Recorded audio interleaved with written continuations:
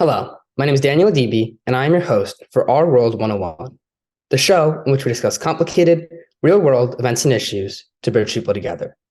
Today, we have the privilege of speaking with Nahjee Grant, an author and award-winning philanthropist. He's also the founder of several organizations, including the Cool Smart Kid Institute, The World Was Made for You Incorporated, and Daydream Creative Studios. So, Mr. Grant, welcome to the show. We're really excited to have you here. I appreciate you for having me on. And thank you for the introduction as well. Thank you. Before we begin the interview and talk about your work, can you talk a little bit about your upbringing and how your past experiences have shaped your desire for writing? Yeah, good question. So I'm from Ardmore, here in Lower Merion, and I share in all our work, especially in some of our books, especially with the upbringing and how it relates to the writing. I was a very, very, very good student, elementary and middle school. As you mentioned, the Cool Smart Kid Institute, if you want to get a little into, if you want to ask me more about that. But, by the time I got to high school, I went from a very good student to a very, very poor student and failed almost all of my classes. And if it wasn't for a creative writing course, my senior year, I wouldn't be able to graduate on time with my classmates. And I fell in love with that class and that course. And is one of the only classes, all of my 4 years in high school that I really pursued once I graduated. And I never stopped writing ever since. Yeah, and that really reflects on your work because you've written, 20 children's books that really try their best to instill confidence and kind of spread messages of perseverance. Can you kind of expand on the message that you're trying to convey through your writing? Yeah. So again, when it started again, when I was in high school, as far as the perseverance aspect of it, I failed my freshman year in high school at Lower Merion High School. I only passed, I believe it was three classes the whole year. And I was in a position where I was going to have to either stay back a year and graduate with the class behind me, or get my act together and graduate on time. But it took a lot of perseverance, dedication to my schoolwork, and this confidence that I can do my work, because I had to do all the classes that I failed ninth grade, take them again. And then on top of the schoolwork that I had for 10th grade. And it just gave me a certain resiliency that a couple of other students wouldn't have had to go through because of what I had to go through. And so now within our books, we talk about, youth empowerment, self-confidence, perseverance, having a vision, a mission, and a purpose in your life. Because I found those early on, but I found it through the resilience of going through those things when I was starting when I was in high school. Yeah. And can you describe the importance of kind of sharing your own personal journey of resilience with other high school students? Yeah, because everyone's going through something, and especially like for me, coming from Lower Merion High School, there's an assumption that schools in the suburbs and more well-to-do areas, even if we're not like rich, but in more well-to-do neighborhoods, don't go through things or as much, right? Everything just handed to them, given to them. There's they're fine, right? They're from Radnor and Lower Merion, Wayne, and the suburbs. Like they're not like the city. But everyone has something. We're always going through something, and everyone needs encouragement, motivation, and patience. With what they're going through. So I just want to I've been sharing my story over the last decade to be an inspiration to others. That it's not just about me, but I'm here. I understand what you're going through one way or another. I hear you, and we just want books that are relatable to everybody. Yeah. And I know something else that you've talked about a lot is kind of how representation matters a lot, and how it's very important. And you kind of try to achieve this through your books by having Black protagonists and, sharing those messages of resilience and perseverance. And I know you wrote a lot of memoirs, and you've also mentioned in some other interviews as well that growing up, you were starting to kind of lose sight of your goals. And a big turning point for you was seeing a passionate campaign speech by Barack Obama. I know it's something you mentioned in the past. And you said that you were able to relate to the speech because you were able to identify with him Can you talk a little bit about your perspective on that? Yeah, and good work there. So yeah, so when I graduated high school in 2007, and that was the year that then Senator Barack Obama was running for president, and obviously won in 2008. And but when I graduated, I still didn't have any idea what I wanted to do. As far as a career, I just knew that I just barely made it to graduate Lower Marion. And I was working a part-time job in here at Suburban Square, working at a car dealership. And I seen his speech one day in the break room. I don't remember necessarily which one it was, but I just remember being gravitated towards what he was saying, what he was doing. So I never seen anyone of that stature, and that someone who I can identify with color wise, race wise, running for the highest office in the country, and look like he's going to win, and he was very motivational and aspirational to me. And that's why, again, with our books, when I was uh, in elementary and middle school, I didn't see a lot of books that have characters of color, especially in children's books. And again, if he was motivating me the way he was motivating me. I'm like, I have to have representation in the books that reflect the world, not just a certain part of the world, but the whole entire world. So our books represent Black, white, Italian. We have books with kids with disabilities to uh, characters with cancer, going through grief, right? Like, had to reflect real life and how we see the world today, um, in a very diverse way. And hopefully, our characters, our protagonists, all of our main characters are of color, on purpose. But then once you go through our books, you see Black, white, again, all mixing races. Yeah, and I also wanted to talk about one specific book that you wrote that kind of stuck out to me in particular. It was Aaron and the Police Give Back to the Community, which was a children's book that was promoting a healthy police community relationship. Can you talk a little bit more about that book and kind of the inspiration behind it? Yeah, Aaron, please get back to the community. We did finish finally during the in 2020, but that book was a long time coming, actually. So I had that idea for that book about almost 4 years prior, back in 2016. Back in my community organizing work, I've worked with and collaborated with police districts, fire departments, EMS. We would do book drives, book readings, to giving out food, going to libraries, and just doing a whole bunch of different collaborative work. And it hit me. I wanted to do a book where I want kids to see pe- uh, people working together with police in a positive light, not like for the first time seeing it on TV, or maybe even a negative experience from hearing it from someone where there's a negative interaction between police officers. But I just be having a positive interaction in the community with between the community and the police. And that's where I had the idea for that book, maybe back 2016, 2017, but it never materialized until the protests with the killing of George Floyd back in 2020.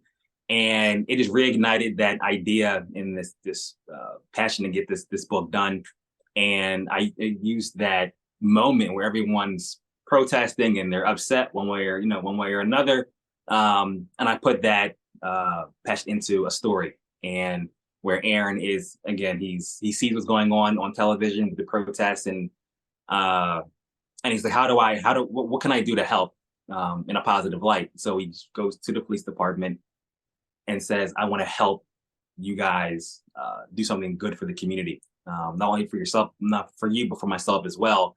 And it's a short story, just again about collaborating with this police district for the benefit of the community. Why do you believe that it's so important that children especially understand this, importance of community service and this police community relationship? Yeah, do it early. The most impressionable, obviously with that age range, that we target. Um, Again, like my first interaction with police officer, for me personally, it wasn't a positive one. It wasn't until when I got to late middle school, high school, It wasn't a very positive interaction, and I'm like, well, how do we turn that around, right? Like I just wanted to say, like, you can, first and foremost, you can, there's positive ways that you can get back into your community, and also there's positive ways that you can work with other organizations such as the police department. Not everything is bad, right? Like, obviously, in police departments there are obviously officers who shouldn't be officers, and they're not, not doing their job, etc. But for the most part, I believe that there are some very good, honest working people who work in the police department, and it's perfectly fine to reach out and work together. And you never know. But, I have some police departments that share our book and do book readings, and using that book to encourage kids today to one day be police officers themselves, but also using the book as, be a kind officer, right? Not just you're doing it for good intentions and good purposes, and doing it for the community, not just yourself and your family, but for everybody. Yeah, and I think that book is also especially important to demonstrate the complexity of the issue that we're having with the police department, because historically the police department has targeted many Black individuals, and we've had many problems with that in our country. But we also have police officers who are trying their best to protect all of us. So it's really, I think, the way you're describing it's a really good way to kind of show how this issue is very complex, where we have two contrasting views of it, which I think is a really important perspective. No, I appreciate you. I also want to talk a little bit about your organizations and kind of what they do in greater detail. I know that you founded the Cool Smart Kid Institute, and on your website it states that the purpose of the Cool Smart Kid Institute is to motivate students to aspire and to achieve. And I'm wondering if you can discuss what the Institute is and a little more detail on how it kind of implements these goals. Yeah, no, I appreciate you. I mean, the Cool Smart Kid is a concept that grew out of my experiences in high school. Starting in ninth grade when I failed my freshman year, and my as a little small, 2-second backstory. My mom was always trying to encourage me to do better and get my act together and pay attention in class. And she's like, you're not acting like it, but you're acting like a cool, smart, dumb kid, like a cool dumb kid. Like everyone knows you. You're impersonable. Like, you're smiling. You're always nice. But why your grades your grades aren't reflecting that? You know that you are the cool smart kid, and that I always had it in the back of my mind, even after I graduated. And when I started writing the children's books, about our 10th book in, we developed storybook based curriculum on all of our books, that incorporates activities, lesson plans, worksheets, and now online courses. And then during the pandemic, we went virtual with their school districts when we weren't in the schools. And so actually, at the end of October of 2023, we're going to be relaunching the Cool Smart Kid Institute, solely online, where it's incorporating all of our curriculum, resources, books, and online courses on one platform. And the messages, again, always relating to our books of youth empowerment, to vision planning, having goals, a mission, purpose in your life. They're mixed with my personal story, and then mixed with the storybooks, kindergarten through 12th grade. And it's been an experience, because when I first started the children's books, I never truly envisioned that our program would expand all through middle school and through high school, but it does, and it's been tremendous experience, and that's what our Cool Smart Kid Institute have been able to do for the past almost a decade now. You've also spoken at several schools and organizations. I think it's almost 100. What have you learned from speaking to students in person at schools, and kind of what have you learned about how your message is received among them? Yeah, no, I appreciate that. We Now it's been over, now it's been over 100. And I love it. I love it. When I first started, I was, again, I'm not gonna, gotta be honest with you, scared, right? um, because I didn't know how my messages would be received. And who wants to hear me talk about, whatever I'm talking about? But then once I started, I'm like, there's so, not even like the students, but the teachers and the principal, superintendent, everyone's like, you click, I heard something that you said that has clicked with me a couple times throughout the speech, and I truly enjoy it. It's just an extension of the books, right, and the message. To where if a parent buys a book for their kid and takes it home with them and reads it, like, I'm not there, right? That's an extension of me, but I'm not there. But when I'm in the school or at an organization and I'm there in person, it just makes it even that much more important to just be in the moment with these students, and I can see them, and let them know that it is real, right? Like, for when Barack Obama inspired me, right? Like, I never met him, right? But I see him through the screen, right? So when a lot of these school districts that I go to, they're reading my books before I get there, but they don't see me. Then I get there, then it's like, oh my goodness, he's in front of me, right? Like, it's real. It's a real experience, and we're able to. And afterwards, and honestly, afterwards is when I really, it's almost the best part of these presentations, because uh, some of the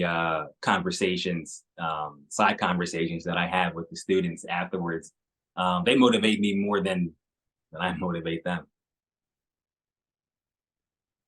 And I also saw you created a nonprofit called The World Was Made for You Incorporated, which so far has donated 300,000 books and 50,000 school supplies. Can you describe what that organization does in a little more detail? Oh yeah, appreciate you. And when now we're, the update, we're at 500,000 with those books. But yeah, to the last, I don't know if I updated the website, so it might still be 300. So yeah, the world's made for you is also an extension of motivational messages. When I was younger, like, my dad used to always say this specific quote to me when I could have been 4 or 5 years old, right? The world is made for you. The world is made, and I'm like, I don't understand what that means, right? I'm like 5 years old, but he just kept saying it. And then, as I got older and started really focusing on what I wanted to do with myself, and giving back and being a public service, I thought it was very, very, very important to establish that name as for the nonprofit. And the primary purpose is to uh, distribute books to underserved neighborhoods and communities, primarily of color. Because when I started, excuse me, our school visits, and I started in North and West Philadelphia, most of the schools that I would go to, there were no libraries, very small selection of books. And so we started collecting school supplies and books when I would go to a school, right? So I didn't want to just have my books, but I'm like, let's take a whole box, a whole bags of books with me. And that's how it really started, with the nonprofit. And then we expanded into book drives, and then we got into food insecurity, and then we got into clothing and other initiatives. But the primary purpose was school supply, educational materials, and books. And then since 2017, we've donated, like, I just mentioned, now it's over 500,000 books. We're at 50,000 school supplies, over 30,000 school bags, and I actually, as of we're talking right now, we're planning on doing a whole nother, like, 4,000 books maybe for the next month. So, all these things are just an extension of who I am, and giving back, and doing my best to balance my art and humanitarianism with being a public service to other people. Yeah, and I think the quote, "The world was made for you," really encompasses your work very well, and kind of the work that you're trying to do. Now that, you've had more experience with all your work and with being an author, can you describe what that means for you now and kind of how it relates to your work and your own past experiences? The title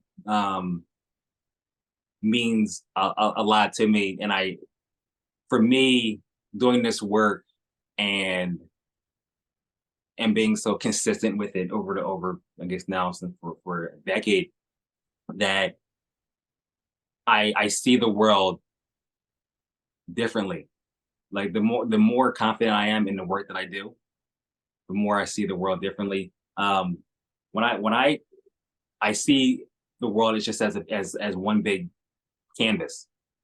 It's Mhm. no different like than an artist, right? That sees a blank canvas, um, or a writer having a blank page. It's the same way that I see the world. And when I see something that I want to see improve, I just do my best to paint a picture of how I want to see the world, right? Like the world was made for me to give back. The world was made for me to improve it. The world was made for me to be a positive influence on other people. The world was made for me to see all of my dreams come true and also help others have their dreams come true, right? Like through especially through our studio, right? So that's just how I see the world now. And I don't know if I wouldn't definitely didn't see it when I first started, but as I moved through this work, that's what the title and our work definitely means to me now. And the last question I had for you before we close our interview was, if you could go back in time and you could tell your teachers a message, or basically, in other words, now that you've kind of went from an unmotivated ninth grade student who didn't do well in school, and now you're an author of 20 children's books, you're founded so many organizations. What would be your message to teachers to motivate students who might not necessarily feel connected to school? Yeah, some of the things that I share within my experience when I talk to teachers, even actually some of my own that I've had in the past, would be like I tell them be patient. That's one Yeah. of the things I tell them. I tell them to be patient. I've had classmates that in the past, because I was never a student that was really like acting out in class, and Mhm. I was just more just unmotivated and really just tuned it out, but never really like disrespectful or get thrown out of class, that nature. But I've seen students where they, as soon as a teacher is just like kind of like fed up, it's like they just throw them out of the class, right, and then put them in a different program, etc. To be patient with them and figure out other ways other than just what's in the textbook on how to motivate and inspire some of their students. Because it may not be just because you're in the classroom, some of the inspiration and motivation or to help them may not be in the classroom, right? Like there's a reason. Like if I'm sitting here talking to you and you're my teacher, Daniel, and I'm staring out the window, right? And I'm staring. There's a reason. Like there's a reason. Not just like I'm not. It's not like I'm not trying to pay attention. But what is, instead of asking the right question on what's catching my eye on why I'm not paying attention, right? Like what am I paying attention to, right? Like where's my mind taking me? Not like no, look at the chalkboard, look at the chalkboard, look at the whiteboard, look at what I'm doing. Like instead of like what's on your mind, right? And it's ask for more questions and meet them where they're at, because there's cool smart kids in all of us, right? Right. In every student, but again, like you'll beat that out of them, if you just put them in detention, or if you tell them like no, like stop daydreaming, pay attention and learn about Abraham Lincoln, learn about it's like so you can really get to know them and help them in different ways than they're traditionally taught. Um, and as to bring it full circle, I've had meetings where I share that same thing with some of the teachers that had me in the past, and they took that to light and said that they would change some of their ways at the time. So yeah. That whole message of being open minded and kind of understanding student situations, like you've said that you're trying to convey in your work. That's just such an important message. And I want to thank you, for all the work that you're doing to spread that message.